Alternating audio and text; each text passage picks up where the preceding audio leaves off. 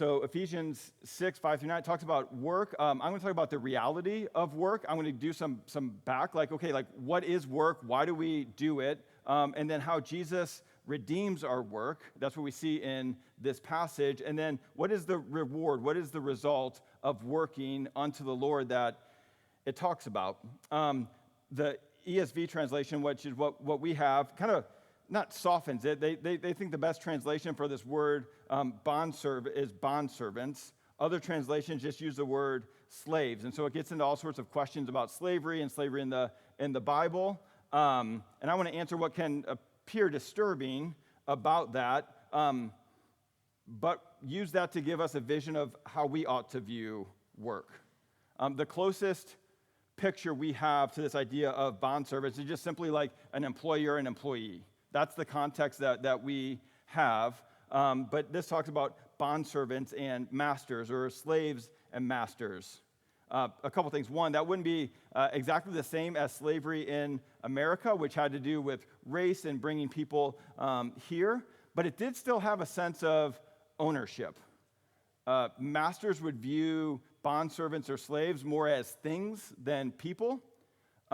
But it also wasn't just like they're just servants. There would be doctors who were slaves. There would be blacksmiths who would slaves. Like pretty much every vocation would have a slave and a master. And it was also super common. Like there was 60 million slaves in the Roman Empire. So like half of the population was considered a bondservant or a slave. It was just kind of a part of the fabric of the culture. And so people are like, why doesn't Paul denounce slavery? And it's like, that's just what was going on in the culture, that was going on in the world. And what he was doing is he was writing to encourage people of like, hey, this is how the gospel, this is how Jesus will help you navigate your current circumstances.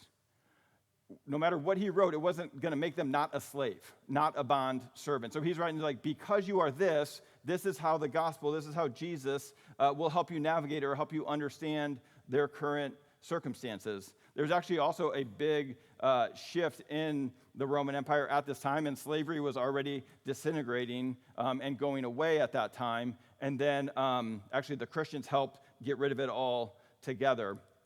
But it is still something that is prevalent. It's been in our culture, obviously, and around the world, this idea of slavery. But that's not exactly what he's talking about. So for us, we're going to view this as, okay, what does this have to do with our vocation, our work, us as employers and employees? I've been sharing resources as we talked about marriage and parenting. So helpful resource on book. That is very bright. I'm like glowing. Helpful resource on vocation and work, which really like shaped the first sort of section of this, is Tim Keller's Every Good Endeavor. And he talked about this idea of understanding this picture of bondservants and masters, or slaves and masters. He said we should actually allow that to amplify our view, our understanding of us as employers and employees. He said, for our purposes, think of this passage as a rhetorical amplifier and consider this. He says, if slave owners are told they must not manage workers in pride and through fear, how much more should this be true of employers today? So he's saying, hey, if you had slaves and you're told them to treat this certain way, these are people you could treat however you wanted, and he's saying, hey, you need to treat them this way, how much more so for us, those who have employees under us, how much more of that is true for us? He said, and if slaves are told it is possible to find satisfaction and meaning in their work, where they had no rights, where they had none of these things, how much more should this be true of workers today? So we can often look at our jobs or us as employers and say like, hey, this isn't applicable. He's like, no. He's saying, this is the call for people who are actually slaves, to live this way, to work this way. This is the call for people who are actually slave owners and who have bond servants. And if they're supposed to live this way, live according to Christ, how much more for us who have better circumstances, who have better conditions, should we live this way? So it doesn't soften the call for us. It actually ramps it up, because he's saying, hey, the bar is high for being a follower of Christ and what that means for our work. So again, we're going to talk about the reality of work, how Jesus redeems work, and then the reward of our work. And I wanted to start with the reality of the work because we all work. Some of us get paid, some of us don't get paid. Some of it's a vocation we've had for a very long time. Some of us have had multiple vocations. Some of it looks different as we have aged. But the reality is that we all were created and called to work. And actually, God created us for it. It's part of who we are and part of God's good creation. So work isn't like a punishment, as often as it can be viewed in our culture. If you go back to Genesis 2, which was before sin, before the fall, in Genesis 2:15, it says that the Lord God took the man and put him in the garden to work it and keep it. So God creates man. He creates him in his image. He says, be fruitful and multiply, fill the earth and subdue it. And he's like, you're going to do that by cultivating the earth, cultivating the world. You're to work it and keep it. Keller in Every Good Endeavor said, the fact that God put work in paradise is startling to us because we often think of work as a necessary evil or even punishment. Yet we do not see work brought into our human story until after the fall of Adam, as part of the resulting brokenness and curse. He says it is part of the blessedness of the garden of God. So God created work, and he created us to work. I think even in our kind of our culture, in our context, we were just talking to Jamie and Heather. They're here on vacation. It can be like, hey, I want to move there. I want to live there so I don't have to work. Like sometimes the goal of America is to not work, right? It's called retirement. But I know enough of you that are retired. The work never stops, right? It continues on. And part of that is we're made for it. We need it. It's actually good for us. Does it look different? Yes. But God has, created us to work. Keller said work is as much a basic human need as food and beauty and rest, friendship, prayer, and sexuality. It's part of who we are. God created us to work. It's a basic fundamental need. And so for us, we need to understand it as a good thing and a gift from God. We're created for it. Also, we see work has a purpose. Keller in Every Good Endeavor, he talks about God didn't create us as park rangers. We have a couple park rangers here at Crosspoint, and what park rangers do is they go into a place and they make sure that nothing changes. Or maybe somebody who works at a museum, they don't want anything to change. They kind of guard what something already is. God didn't create us that way. He also talks about he didn't create us just to bulldoze everything and pour concrete on everything. He said that we were created to be gardeners who take an active stance towards their charge. This shows us that work has a purpose. He says they do not leave the land as it is. They rearrange it in order to make it most fruitful, to draw the potentialities for growth and development out of the soil. They dig up the ground and rearrange it with a goal in mind, to rearrange the raw material of the garden so that it produces food, flowers, and beauty. And he says, and that is the pattern for all of work. No matter what you're doing, whether it's raising kids or being a doctor or working at a store, you're called to create beauty, to produce. It says food, flowers, and beauty. He said it's both creative and assertive. He said work is rearranging the raw material of God's creation in such a way that it helps the world in general and people in particular thrive and flourish. There's a purpose to our work. And when we understand that, no matter what we do, our call is to help connect that. How is what I'm doing allowing the world in general and people in particular to thrive and flourish? How is this being about good, or as he called it, every good endeavor? So one of our jobs with our work, our vocation, is to see and understand how our role can bring flourishing, how it is bringing flourishing. So we're made for work, and work has a purpose. But the reality is we know that's not reality all the time, right? Work is often frustrating. Work can be tedious. Work's a struggle. Sometimes we can't find work. Have you ever been without a job? We were talking about this when we were back at home. Corinne and I were dating, and I was part of a sales force that had It was like a new drug, and they were trying to get it. And so the sales force had gone from like 175 to 150 to 125 to 75, and then it was 50, and then there was 20 of us left, and we moved from like leased cars to rental cars. So like we saw where this is going, right? And then actually it was the day that she got baptized. They called like, okay, go back home. Don't go go to the hospitals. Don't go out in your field. He's like, we're shutting it down. Like you no longer have a job. And I was talking to Karina. I was like, hey. I just lost my job. And she goes, oh, that's awesome. I'm like, who are you? She's like, one, my family's coming in town, and we get to hang out all day together because you don't have to go to work. And I was like, have you ever met your dad? He enjoys work. He values it highly. And then she goes, and I can't wait to see what God is going to do next. And I was like, you're unbelievable.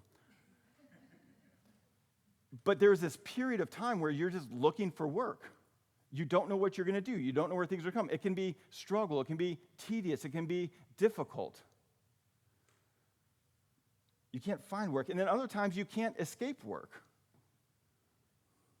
Sometimes there's not enough work, and sometimes there's too much work. It's just overwhelming. You can't get it away from it. Sometimes work, instead of being thriving and flourishing, it becomes exhausting. It just feels pointless. Like, what am I doing anyway? This doesn't feel like it matters. And that's because of sin. Genesis 3 says, cursed is the ground because of you. He says, in pain you shall eat of it all the days of your life.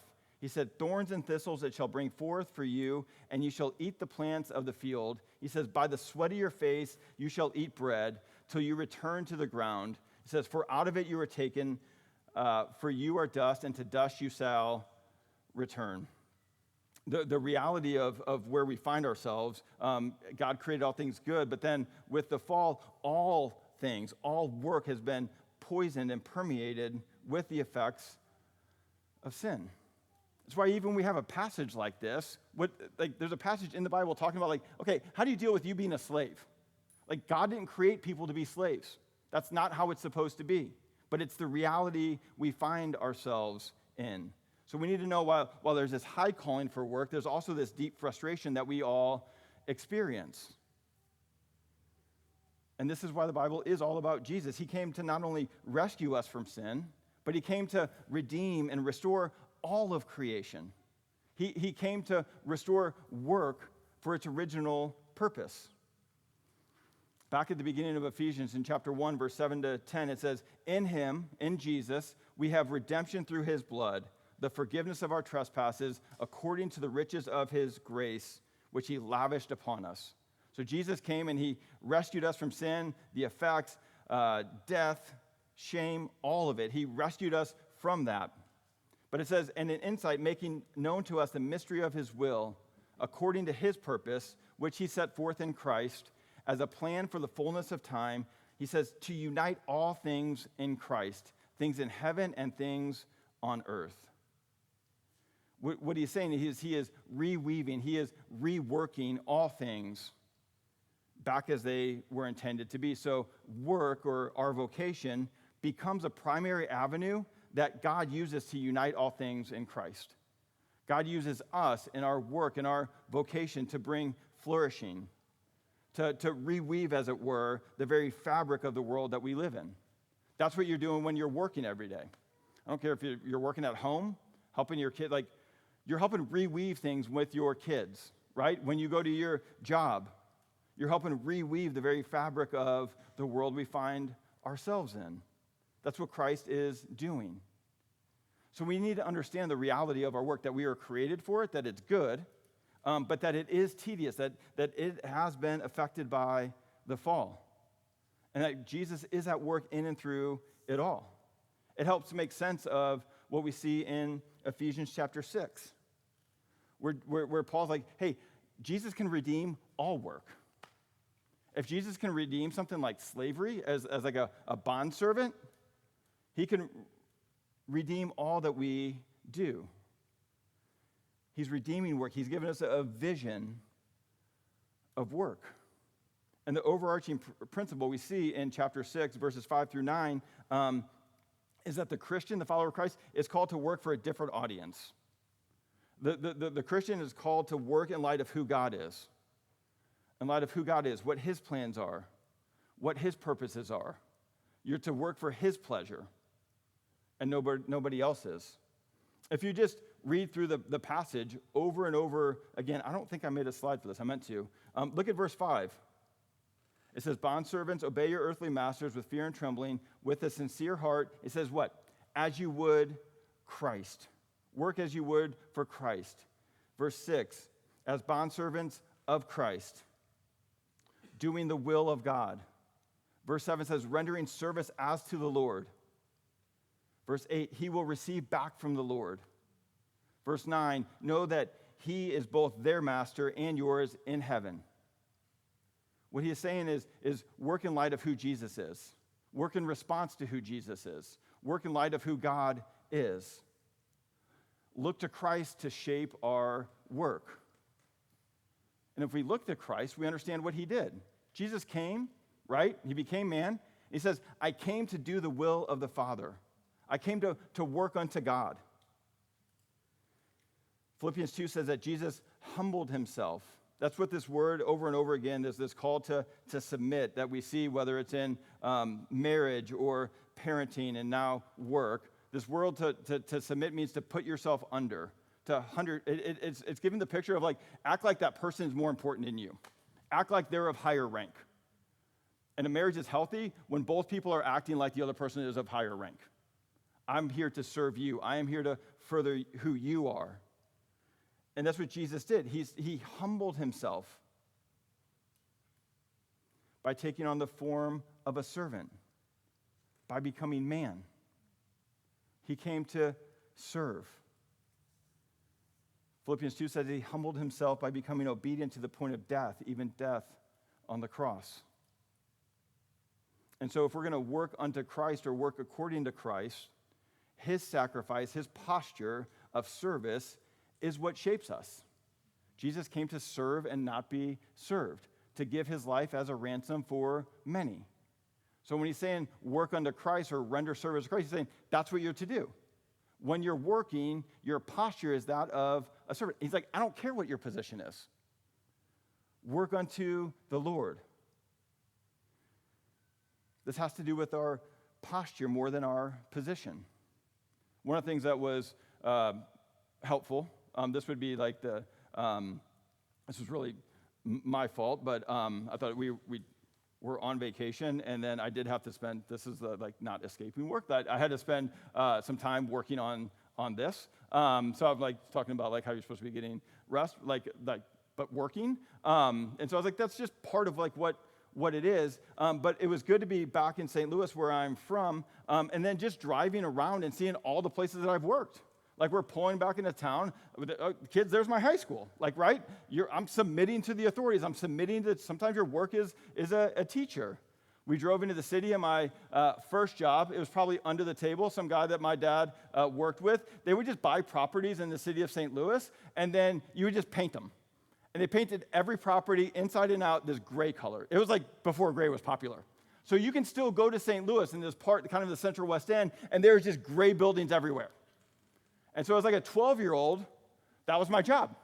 I would jump in with my brother, and we would drive down, and we would just paint these massive buildings. I remember I did not like coffee at the time, but one was right by a coffee roaster. It smelled awful, right?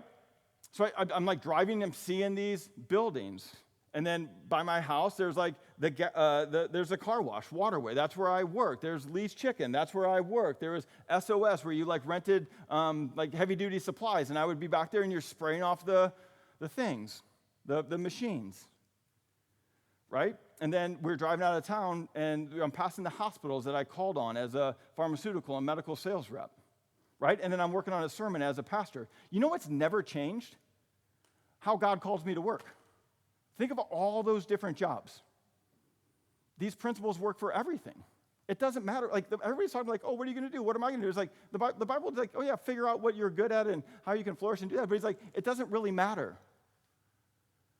Jesus is worried about your posture, your heart, and that applies to anything. Whatever you do, whether you eat, drink, or whatever you do it all to the glory of God. So oftentimes we get so caught up in the position, and what we see and hear is Jesus is worried about the posture. And it applies to every job.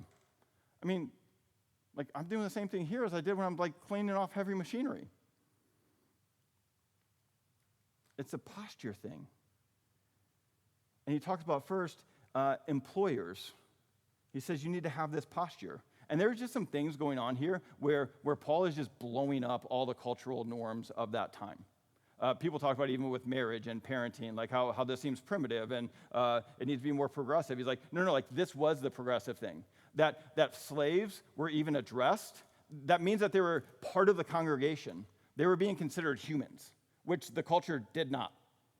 So Christianity is the progressive thing going on here by even addressing slaves, by addressing bondservants. And he addresses them first, and he addresses them longer, right? There's something going on with that it addresses children, that at that time it addressed women. Those people, they wouldn't have been addressed in the culture of that day. And he is saying, employees, you need to have this posture. You need to have this outlook. And he starts with, in verse 5, he says, bondservants, obey your earthly masters with fear and trembling. First, he's saying, you need to have respect. It means to be courteous and respectful. It says, as you would Christ. I've worked for a lot of people. Not all of them are respectable, correct? Have all your bosses been respectable? No, but what he's saying is like, it doesn't matter. Because your boss isn't really your boss. Jesus is your boss. And so treat him as you would treat Christ. So no matter how they treat you, do you think these slaves were being treated great by the boss, by the employers, by the masters? Some maybe, but not all for sure. He's saying, but your call is to be courteous, to be respectful. And then it says, with fear and trembling, that fear, what is behind it, he said, you need to have a fear of the Lord. It's not a fear of the man, it's fear of the Lord. That you're more concerned with how you work with who God is and what he calls you to than who your employer is or who your boss is. This gives the Christian, what my old pastor always talked about, a humble confidence. You can be humble, you can be respectful, but you can be confident because you're working for the Lord. You don't have to shy away. You don't have to be menial. You don't have to take everything. You have confidence because you're working unto the Lord. And then it says, have a posture, have a sincere heart. This has to do with focus and integrity. I'm like a super scattered person. This one's a challenging one for me. To work with focus. This isn't as much for me, but there are some stats that I saw. They're a little bit older, but they use the example of like online activity, like while at work. They said like over 60% of YouTube videos are watched between 9 and 5. Over 60% of online purchases are made between 9 and 5. And like the amount of, it was like, it's something like $18 billion that fantasy football cost employers, right? And it's gotten even worse with these gambling apps, right? Do you ever walk up to a place? How many times are the people just what?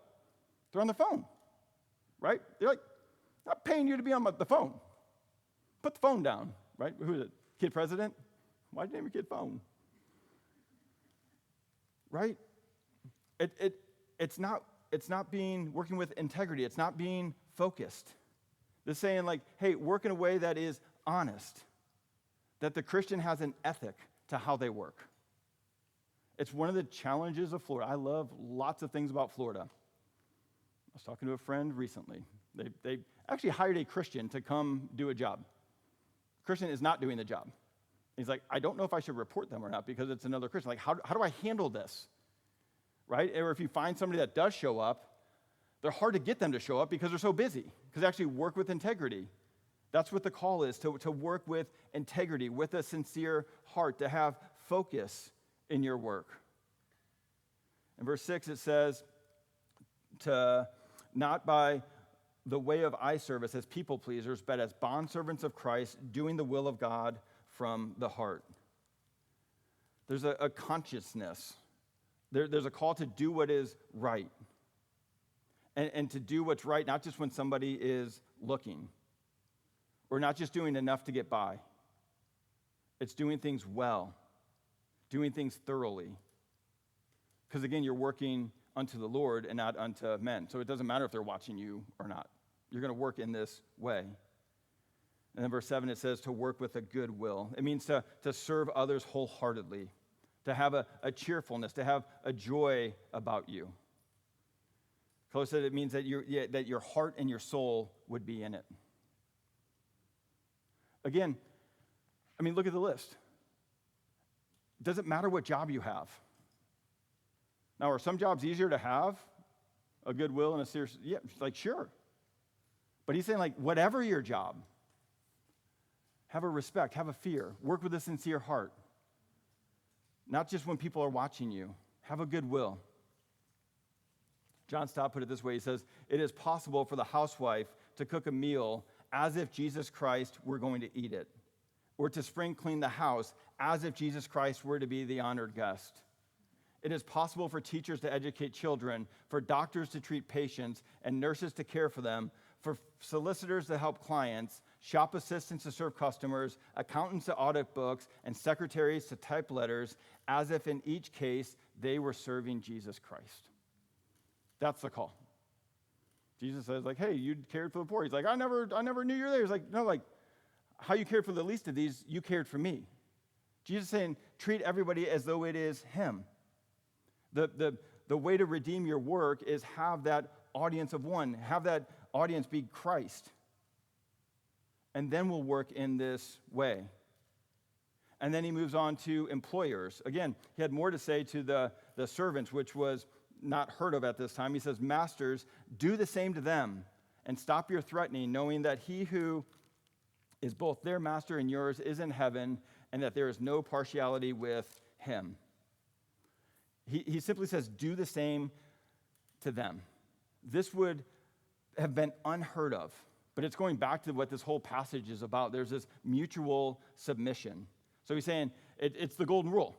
If you want them to have respect, respect them. If you want them to be sincere, be sincere to them. If you want them to have goodwill towards you, have a goodwill towards them. And he's telling again, they owned them. He's saying, I want you to treat them the same way. What he's driving at is he's saying, I want you to seek their interest first. I mean, I still talk about it.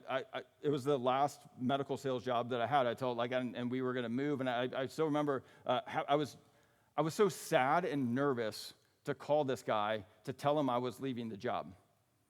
I'd never worked for somebody like this, but this is what he did. He was more interested in my good than his good. He was just like, what do you need? I'm like, what do you mean, what do I need? He's like, what do you need? What do you need to be successful? He would go against it. He would do anything that we ask. It was after he gave me a shot. Nobody would hire people that had pharmaceutical sales to do medical sales. They didn't think people with pharmaceutical sales did enough work, right? And so they wouldn't hire them to become medical sales. Like, he did. He hired me and allowed me to get into this field. And I remember calling him, and I'd never worked for somebody that lived this out, and he did. Keller says this means that you take an interest in them as people and invest in their whole lives, not their productive work capacity. How many times we work for people who feel like it's just their productive work capacity? I've had other bosses that would get me stuff, but I knew it was their agenda. It was me working to advance them. He's saying, no, be about their good, about their flourishing. And I know some of you have done this, that you're about their good and about their flourishing, and then they bail on you or they hurt you. Jesus said, don't worry about it. I'll handle that. Then he goes on, he says, stop your threatening. Paul says, stop your threatening. This is what slave owners would do at the time. He would just threaten them, right? This is a form of being a boss. This is a form of being an employer. That you just manipulate, that you demean, that they would terrify the slaves by threats.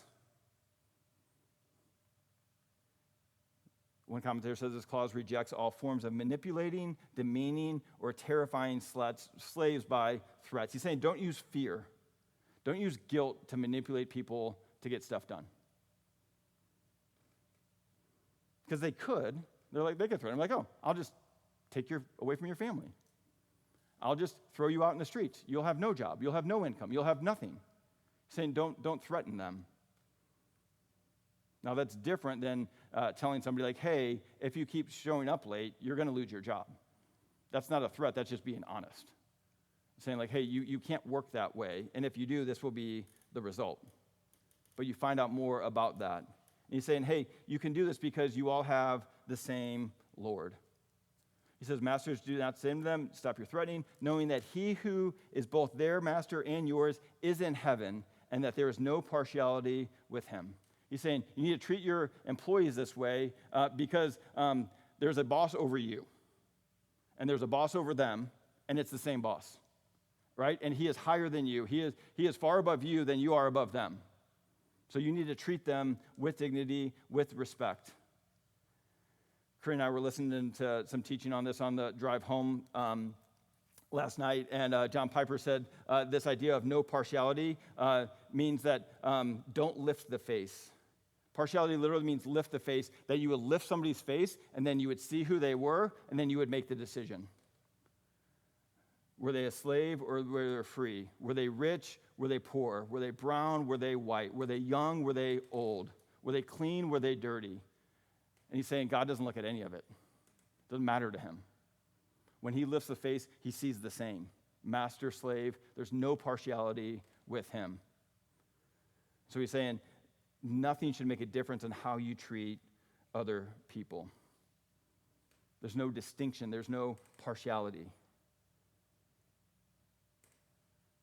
I mentioned him earlier, but one of the fascinating things that I remember when my father-in-law passed away, we had a funeral, like a service, and you invited people, and people came. And he started out at UPS, like loading trucks overnight. Like Karina was born, like I need to pay the bills, and so he's loading trucks overnight. I mentioned he values work, probably the hardest worker I've ever seen in my entire life. And so he worked his way up through UPS, and he was in Atlanta. And so, anyway, long story short, like he worked under the guy who was the CEO of all of UPS. At his funeral, that guy showed up. I saw another guy that was from HR that I had met at some parties and things like that. And he goes, hey, just so you know, like, he doesn't come to funerals. He's like, but your father-in-law worked in such a way that this guy had respect for him. And he showed up. He flew down here. And then at the same funeral, there was the wait staff of the restaurant we go to on Friday nights. And he treated them in such a way that they wanted to show up and show him respect, right? We live; those are two different class levels, two different economic, two different people. And what you treat people the way you treat people. Whoever is serving you.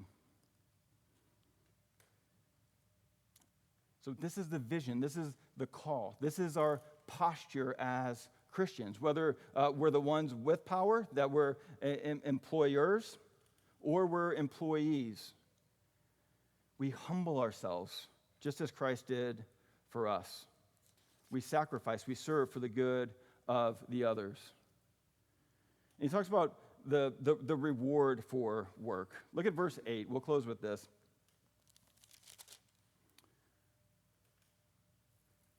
He says, rendering service with a good will as to the Lord and not to men. He says, knowing that whatever good anyone does, that this he will receive back from the Lord. He says, no matter what happens, no matter how people treat you, knowing that whatever good anyone does, he will receive back from the Lord. I was thinking about this reward that you will receive back. And one of the things that you're rewarded with is there's a present reward. There is a joy that's found in just doing what God created you to do. There's a joy that's found in knowing that our work is a way to glorify God, to image God, to enjoy God. He's saying there is a reward, there's a pleasure in that. Again, you're created to work.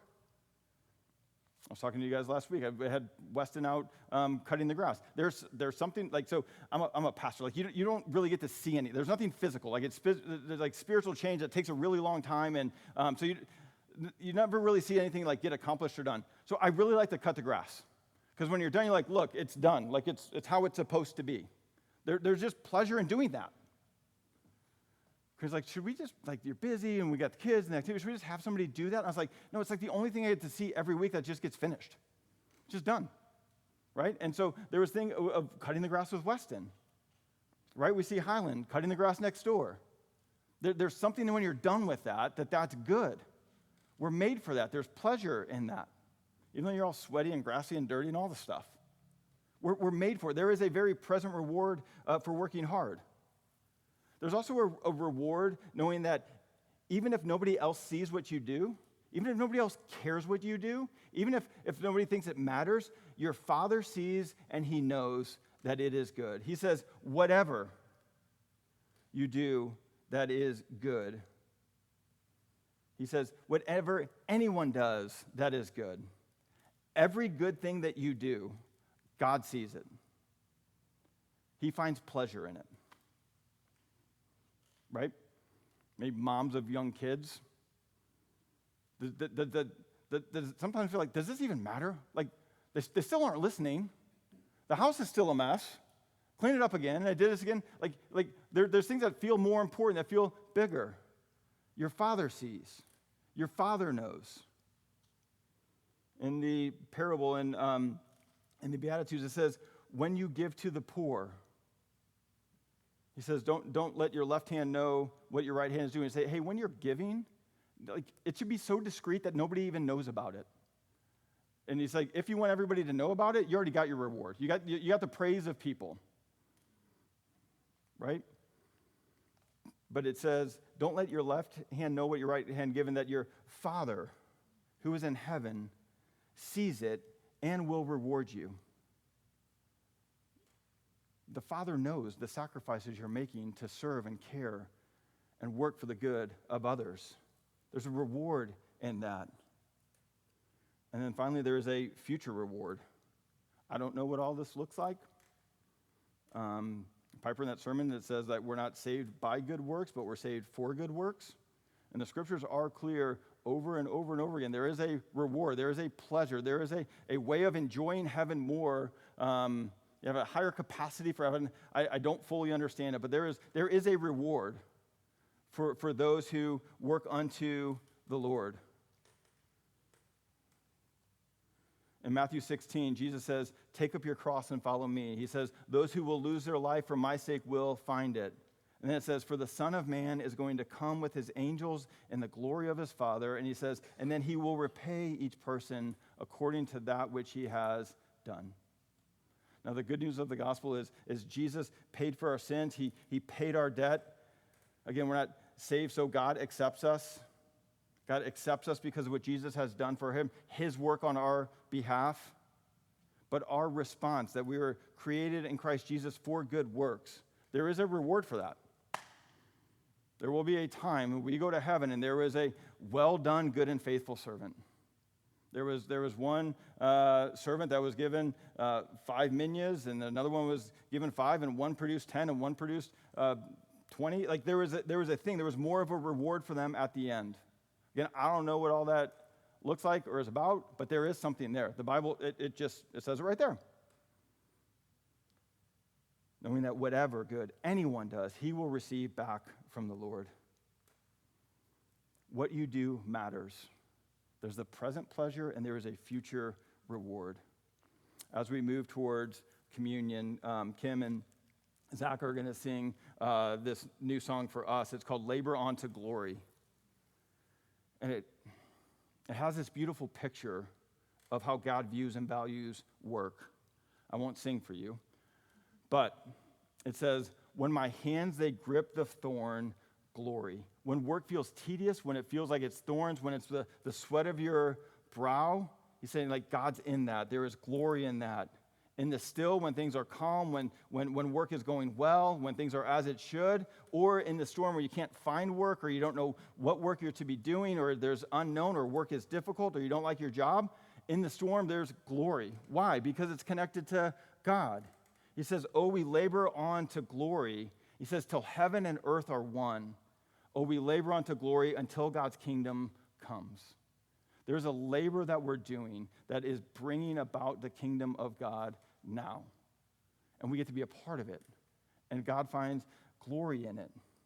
He says, my heart, my hands, they're kingdom-bound, glory. Where thorns no longer curse the ground, glory. My work, it will not be in vain, glory. There will be a day that there won't be any more thorns, there won't be any more thistles, but we will work, and it will be all for the glory of God.